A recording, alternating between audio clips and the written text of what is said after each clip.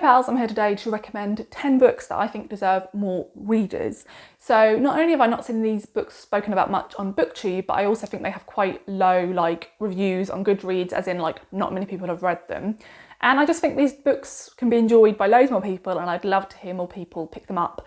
And yeah, let me know your thoughts. So the first one I'm going to mention came out I think early 2021, and I genuinely thought I'd hear more people talk about it because it felt like a book that a lot of readers could enjoy, and that is King of Rabbits by Karla Neblett. This is a debut book by this author. I'll definitely read whatever she picks up in the future. The premise of this is it opens in the early 90s in rural Somerset, and we're being told the story from a young mixed race boy called Kai, and he's primary school age. The narrative then splits, and you're also told his perspective from 2005 when he's 15, 16. And he's in a really dark place as a teenager, and he's sort of looking back on his story from when he was a young boy. And in the sections where he's a young boy, you as an adult reader understand a lot more than he does. His parents are both drug addicts and they really struggle, and his father is also a criminal. He breaks into properties and steals lots of things, and it's something that Kai doesn't really understand. And he spends a lot of time around his grandmother's house, and she sees what's going on and is trying to sort of save him and his sisters, but he doesn't really understand. And so a lot of this book is quite upsetting. And I would say to look up trigger warnings for this book, because I will say I was really enjoying this book, and the ending did leave me feeling quite hollowed out because it is pretty dark. And you get a building sense of dread as you're reading. In the sections when Kai is a young boy, it has the feel of a book like My Name is Liam by Kit Dewall. He's going through a difficult time, but at the same time, he sees the beauty in his family, and he's a very sort of happy boy, but you understand more than he does. And obviously with having that older perspective where things haven't got better, it adds that element of you knowing that things don't really work out. I really enjoyed this. I found it super readable. I really liked his voice. I think she did a brilliant job at writing from the perspective of such a young child. And like I said, I'd definitely pick up what she brings out next. The next book I'm going to talk about is also from the perspective of a child, and that is All Among the Barley by Melissa Harrison. I love this. This is a wonderful historical fiction book. If you enjoy historical fiction and you haven't picked this one up, then definitely do.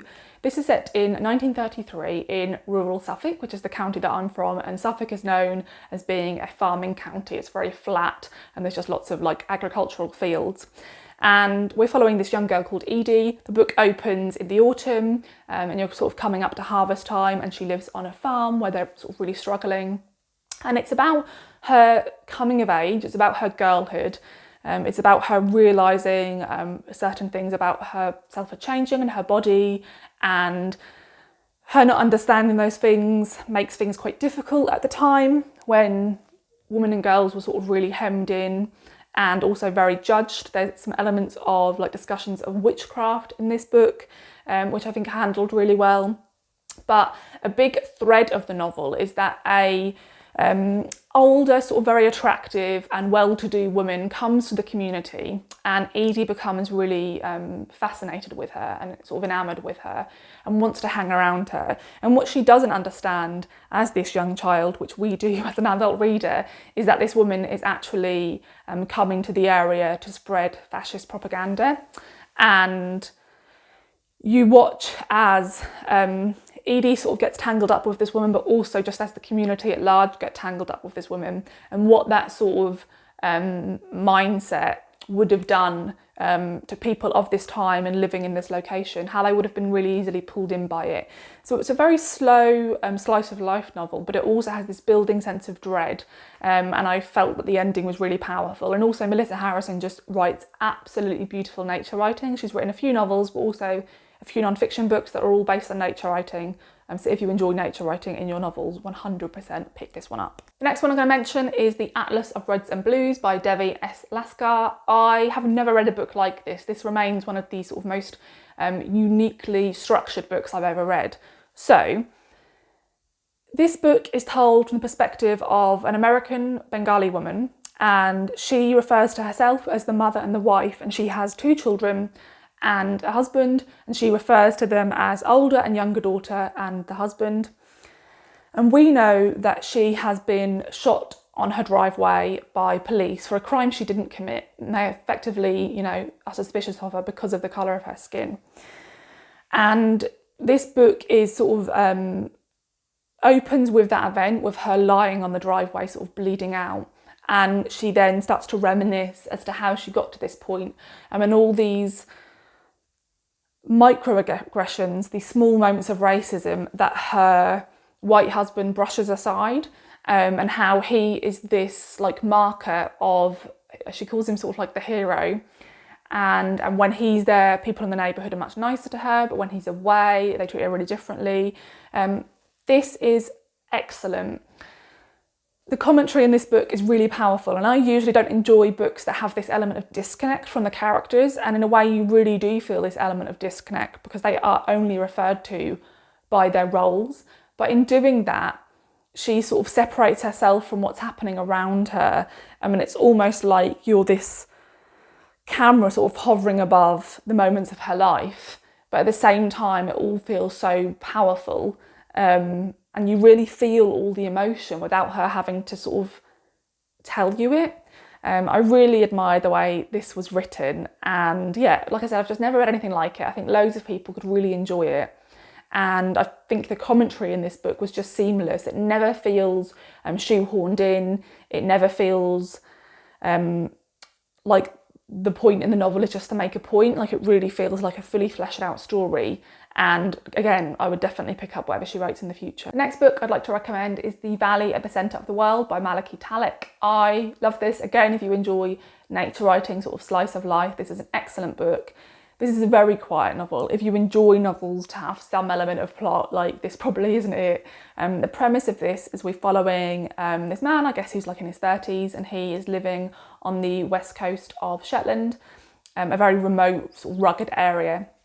And he has recently broken up with his partner, but he is living in a croft on the land her parents own, and a new person moves into the local area, and it's about sort of the impact that person has. There's lots of discussions of neighbours who live quite far from one another, in that, like I said, this is a really remote area, so like you can see somebody's house on the horizon, but those neighbours feeling closer to you than a neighbour that like lives next door to you in a house like mine, like a small terrace, because there's barely anyone there, and you have such a secluded, remote way of life. It draws the same type of people in. This is just like a beautiful look at what it's like for people who live in these types of areas, and also how the history feels so much closer to those people. There is a lot of history with what happened to the crofts, the sort of different policies that were put in place, and people's connection with the land. And I just thought it was all really beautifully handled. And yeah, if you are one of those people who's like, oh, I really love stories set on islands, like this is brilliant. But if you want there to be like a really big plot or like some twist, it doesn't have that. But again, this does have really beautiful writing about the weather, the landscape, and also like just like when they sit down for like a cup of tea or food, everything's written and described really beautifully. The next book I'm going to speak about is Heft by Liz Moore. Now, I know her more recent novels have been spoken about a lot on BookTube and really celebrated, but I don't think enough people have gone back to her earlier books. I think she still has one novel that I haven't read, so I do need to get to that one, but I really enjoyed Heft and would love to see more people talk about it.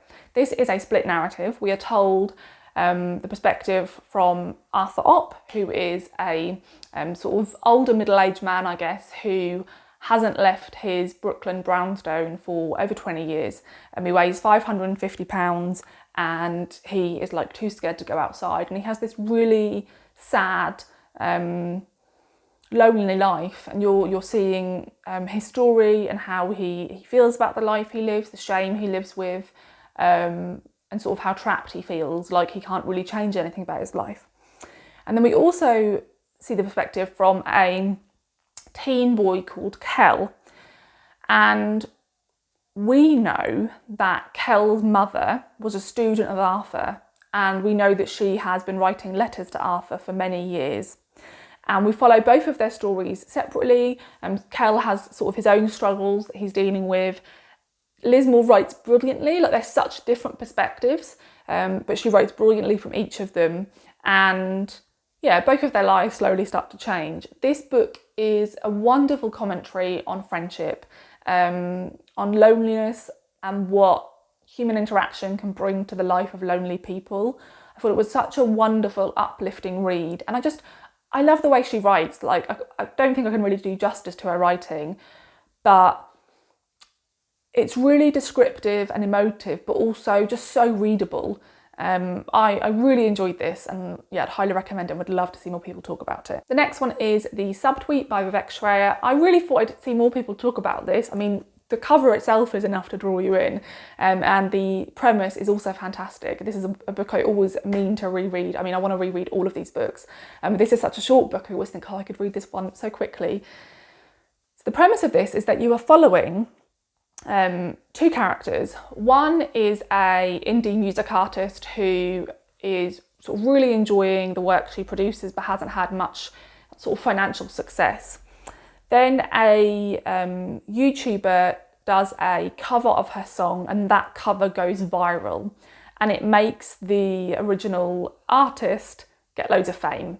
So both of them benefit, both of them make a lot of money from this interaction, and they meet one another, and you follow their forming friendship. It's a very sort of quick and hard friendship. They fall for each other in a friendship way, like super quickly. They have so many things in common. They love spending all their time with one another. And you know that something is going to sort of pull them apart, and that thing is a subtweet. Because they do live a lot of their lives sort of online, and are really affected by sort of what's being written about them on the internet and the papers and things like that. And that subtweet brings up the sort of history of their music and their art, and it's a really interesting look at not only friendship but at celebrity and also who owns art. It's a really interesting discussion of what art can mean to people, and if somebody writes a song, how much of it do they owe to other people, to people who were part of these moments in their life that really brought about the story for the song. It's really great, and it really makes you examine all these things at the same time as following these two really interesting women and their friendship. I found this one super readable. The next one is Expectation by Anna Hope. I always wish there were more books like this out there. Again, this was a really readable book, and the premise of this is we're following three women who are all in their early 30s, I think. And we see the story from each of their perspectives, and essentially each of them has taken different paths in life. One of them is sort of a career woman. One of them has this sort of great relationship but is struggling to have a child. Another one is married and has children but is sort of unhappily married. And they all envy the other for different reasons, but none of them will acknowledge that. So they all talk to their friends as though they're really happy with their lives. I think they were sort of high school friends. And they have this pride in not wanting to admit to these other women, actually, yeah, I've got the thing you want, but I'm not actually happy with it. And so you're watching all of them continue to present themselves outwardly to these women who were once like their closest friends, who they were honest to present themselves as just really content with their lives, when in fact we know the opposite is true. And because none of them know that the opposite is true, they say things in conversation with one another that are actually really hurtful to the other person, because they'll say something casually that sort of disparages one of the other's choices or their own choice, not realising it's what the other person really, really desires. And so this book is an examination of the different choices women are given and how what we would view as the most successful choice or the choice to aim for, there's always much more underlying that we don't always see and we don't always talk about. And it's a really great look at the roles women continue to play in one another's lives as they become adults, and you know what they can do to build one another up. I just really enjoyed this, and again, this is one I could just consider rereading and just like blasting through it in a day. Super readable. I really love novels where you get different perspectives and you see something from one person's perspective and you think you understand that character, and then you see it from someone else's perspective and you're like, oh, actually, like, I don't agree. When there's like an argument or a conflict in this book, I'd be like, I completely side with this one woman, and then like you'd see the other perspective and I'd be like, oh no, like I don't at all, like I don't know who's right. It was really good at doing that, and I would definitely recommend it. The next one is We Are All Birds of Uganda by Hafsa Zayan. This was a debut novel that came out in 2021, and again I thought I'd hear a lot more buzz about this one, and I thought I'd see a lot of people put it on their favourite books of the year because I really enjoyed it. I thought it was a really compulsive read, and I thought it handled the topics with a lot of subtlety, and I think a lot of times topics like this are handled in a way that lacks subtlety. So I was really happy to see this from a debut author. Again, this is from two perspectives. Can you tell I enjoy multiple POV novels? And this is set in two different time frames and two locations. So this book opens, I think, like present day, and we are following this young, very successful lawyer who is working in London, but his family are from Leeds, and they are Ugandan Indians who came to the UK during the time of Idi Amin's reign, when he made all Ugandan Indians leave Uganda. And so his father is the second generation of people who have come over to the UK.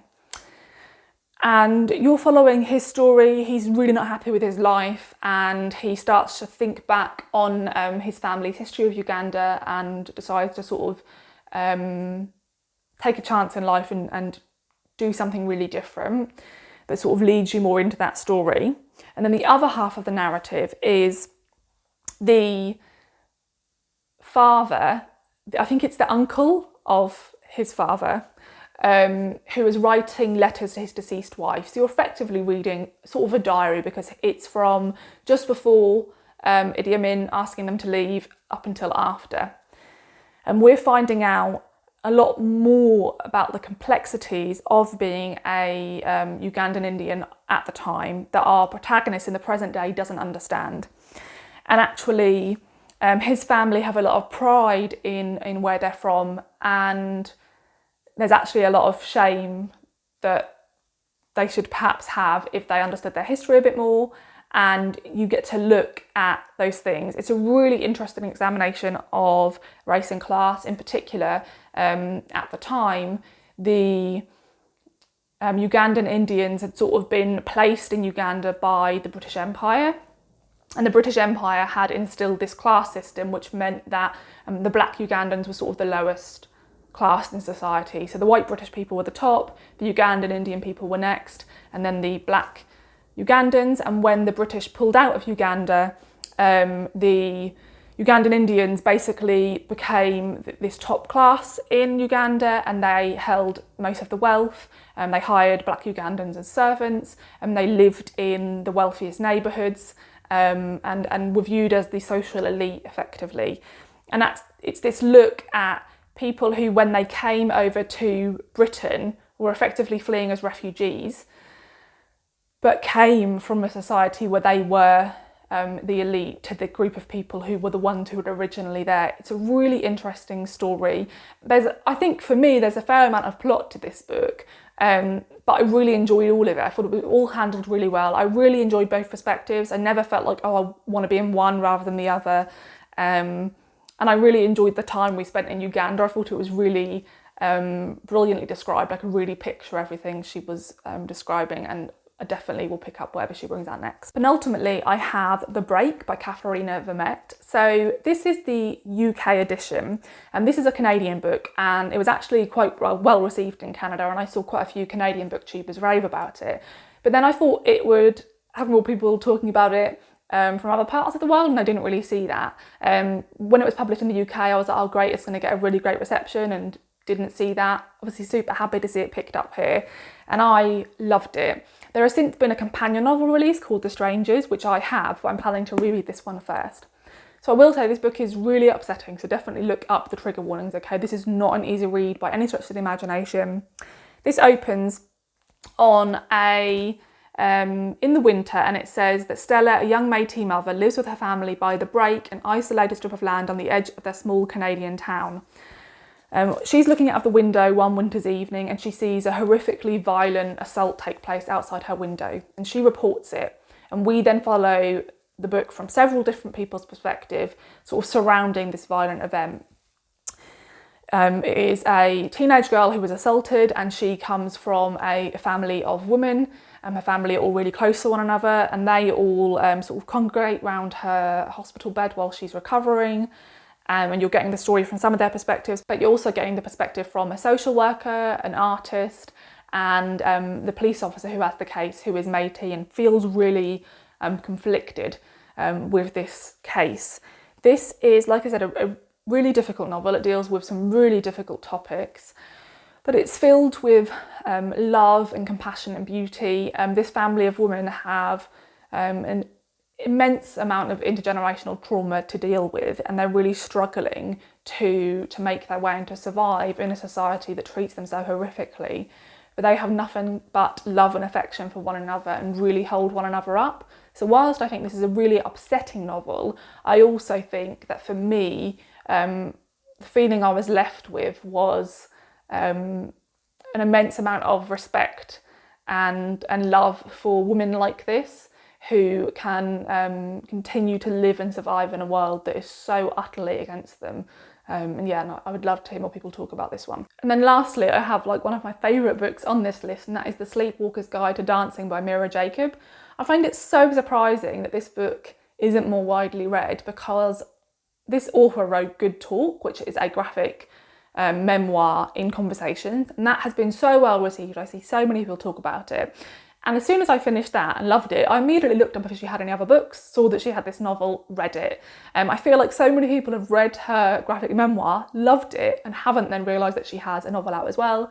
This novel is absolutely fantastic, one of the best family dramas I've ever read. I adored it, and it's a book I really want to reread. This book's over 500 pages, but it really didn't feel like it because I just sped through it. I absolutely loved it. So this is a novel that, again, it has some different perspectives and is set in different times and places. So it says, spanning India in the 70s, to New Mexico in the 80s, to Seattle in the 90s, The Sleepwalker's Guide to Dancing is a winning, irreverent debut novel about a family wrestling with its future and its past. So the book is predominantly looking at the perspective of our protagonist, who is called back to her family home in New Mexico because her mother thinks that her father is suffering with dementia. Her father is an incredibly successful surgeon. She can't imagine that he could have dementia, and so she goes home to sort of live there for a while and try to help her mother in looking after her father and figuring out how far his condition has progressed. And he starts to have conversations with people who are not there, people who are deceased, and in doing so, he reveals family secrets that our protagonist did not know about. And so part of the novel is looking back on her father's past in India. An event happened in 1979, which he never spoke about. He cut short a visit to India, and that really caused a lot of sort of conversations that should have happened that didn't, and buried secrets and things that just have all these ramifications for our protagonist in the present day. The father-daughter relationship was beautiful. I loved her parents' relationship. Even though this is dealing with some really difficult topics, there's a lot of wit and humour to this. I just loved seeing all the family converge on the home and everybody have all these sort of snarky conversations. I love this book. It was an absolute dream to read, and I would love to hear more people talk about it. So yeah, those are all of the books I would love to hear more people read and talk about. Let me know if you've read any of these, and if so, what you thought of them. Also, let me know if you plan to read any of them, and also if you have any books that you feel the same way about, that you would like to hear more people read, then do comment down below, because I will be sure to have a look into them and yeah, perhaps pick them up if I haven't read them already. Thanks for watching. I'll see you in the next video. Bye.